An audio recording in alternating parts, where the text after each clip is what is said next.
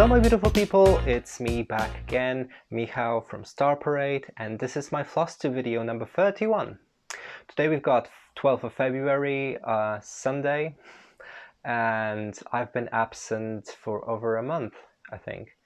Primarily because not because I didn't have enough time to film a Flosstube video, but I was monogamously stitching on my own project, which I finished I think a week ago, and now I just want to show you how it looks like. And there is kind of like an unspoken rule when you design projects and stitch them, that you don't show them to anyone, at least not on the internet, not to the vast like public. So before we jumped into that, I would like to throw two shout outs to one of my Flosstube friends. First of them is Ashley from Stitch. Gotta do the snap. Hi Ashley, I don't know if you're watching it, but thank you very much for mentioning me in your past 2 or 3 videos. I am very flattered by that and you showing off my designs. You are a wonderful human being. You stick to your 14 to 18 count Ada. This is a nice. I feel very flattered, when anyone just shouts me out or mentions me in their video. But Ashley, I feel like every single video that he posts, I'm in it, in one way or the other, and that's just very nice. And it just feels good, that people are mentioning you or showcasing your designs. So I'm very grateful for that. And we talk about some things on Instagram from time to time, so we check into each other. Hey, I found this funny video, or hey, I'm working on this and that sometimes. So it's nice to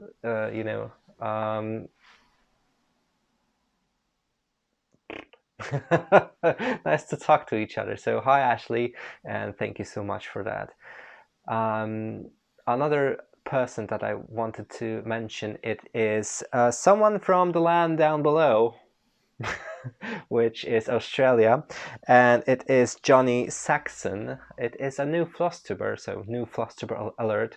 And every time I see a male cross stitcher popping on my screen, I need to click onto the video, because it is such a novelty and such a rare occasion when we've got a male cross stitcher, in our community.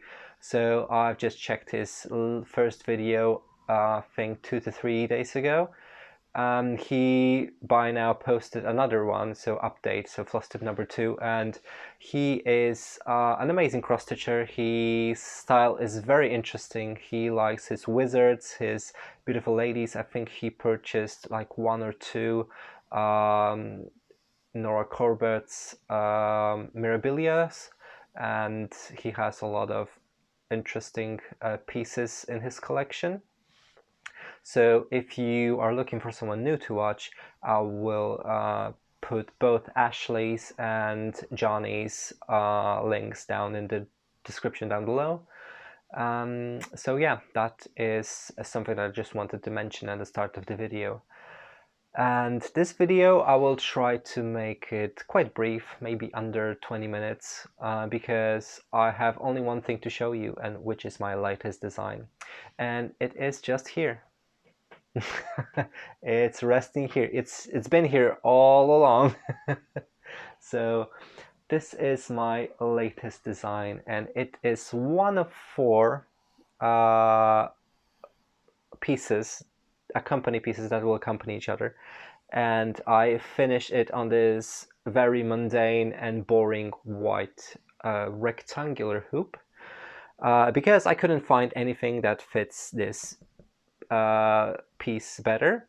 I found a fantastic and wonderful hoop on Amazon, which is this one, and that will be so much better, but it's basically too small. The dimensions are bigger than my piece, but because it has they cut corners like that, it won't fit it as well as I wanted to. So That's a shame, because this a plastic hoop would fit this much better. So if you know where to find a bigger one, and by the way, this is 180 millimeters over 260 millimeters, please do let me know, because I would gladly use this over this mundane and white boring hoop I'm using right now. But that's what I found.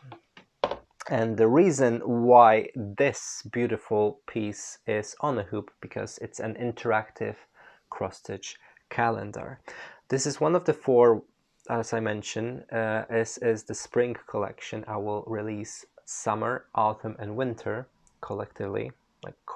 Collectively, I will just release them throughout the year. The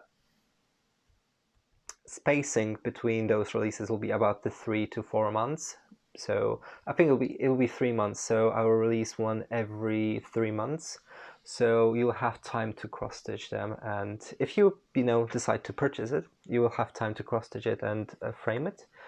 And the reason why this pretty much has to be stitched on a hoop, it is because it uses the simple principle of exchangeable numbers and names of the month. So what you can do, you can simply take this off, and let's say it's no longer 12th of February, but it's 21st of February. Or you can pick up a different month that is, for example, not a February. We might have an April, because it's still spring in April. So I already stitched all of the months that I need for this, and this uses a simple principle of needle minders. So these pieces here are basically needle minders that you have to craft yourself in order to complete this piece. And I've ask one of my my cross-stitch community what kind of bird you associate with spring the most, and pretty much everyone chose the robin, so it won by a landfall. And let me show you how it looks like from the close when I close it up. So, oh, this is very crooked. Let me just adjust that. So what I did, I've used plastic canvas to stitch the names of the month and the numbers, and I pretty much sew a magnet to the back of this beautiful sign here. It is not as beautiful when you take off the letters. It's just a little wooden sign with the 3 holes in them. So that's where I sew the magnet to the fabric, and basically you can just stick them on and adjust them and have them displayed as a functional calendar, which is amazing in my opinion. So future releases of this will have exactly the same tree, exactly the same post with the sign, but obviously the name of the season will change, bird will definitely change, and foliage on the tree will also change. I've decided to use a cherry tree because it was the most interesting tree for me to include in such a pattern, because during the summer it will have beautiful red cherry fruits growing on it. During the autumn we'll have some beautiful color change in the foliage, and obviously winter will be completely naked. So I will not, I'm still thinking what to do with the winter, because I don't really want to leave the tree bare naked. So I will probably do something maybe Yule oriented on it, or Christmas oriented theme on it. So I will just try to use at least a splash of color on it, so it's not so, bare boned, if you want. So yeah, so this is how it looks like, and I really love it. So let me just change that back to the 12th of February, because that's what we've got today. And let's talk more about the design. So this incorporates and fuses 2 different media, which is this beautiful fabric, and I just cut little square or rectangle out of my 32 count permanent artichoke linen, and I think I should have enough to stitch another one on it. So if it's going to be spring or autumn, I'm not really sure. So because this design uses two different media, you pretty much have to stitch it either on 16 count / 32 count fabric or 14 count / 28 count fabric. So because I incorporated two things in it. As I said, the normal fabric that you do your cross stitch on, and also a plastic canvas. And solely because of the plastic canvas, that dictates the size of the pattern. So you cannot exceed 16 count / 32 count, unfortunately, or the name of the months and you know, numbers will be just too big for the pattern to accommodate them. But what I did, I just stitched a bunch of numbers and names of months on this big A4 plastic canvas and cut them out, put some felt on the back of it, and glued a neodymium magnets. I don't know if you can. There we go. Let me just. Oh, there we go. That's much better, isn't it? Yeah, that should be fine. So that's what I did, and I prepared two different options for the months, because you can either use abbreviations, which are mostly 3-letter words like May, June using just JUN, July using just JUL, and so on and so forth. But also for September, I decide to, because, you know, different people write it differently, so you either use SEP or you can use SEPT, like so. But also I decided to stitch full names of the months. That's why it took me so long to finish it, because that's the size of September. And I need to warn you, before you decide to do that, before you decide to stitch the full name of the month, this is September, by the way, is the longest word. I need to warn you that it's gonna go over the post. So let me just stick it on. If that's something that bothers you, like when the month goes over the post or over something, please don't stitch this one. You can stick to abbreviations if you want, because they are much smaller and they fit there perfectly. But I've decided to stitch both just to showcase, you know, so you can make a choice whichever you want to pick if you decide to stitch it. Threads that I used for that are gentle R threads. I think they are currently my favorite ones to use. But I know that not everyone can either afford purchasing them, which is fine, or they just don't want to use them for stitching, or they are basically not available in your country. So I did a DMC conversion of the pattern, except two colors. The colors that I choose to leave out as gentle R threads, but you can use any thread you like, but I would prefer, you know, I would suggest it to be a variegated thread, because this is a big block of color that I decided to use that for. First of all, the cherry tree, I decided to leave it at gentle art, and also this brown wooden elements of the posts and wooden elements of the numbers and names of the month, because it is wooden and it feels more organic when it's variegated, in my opinion.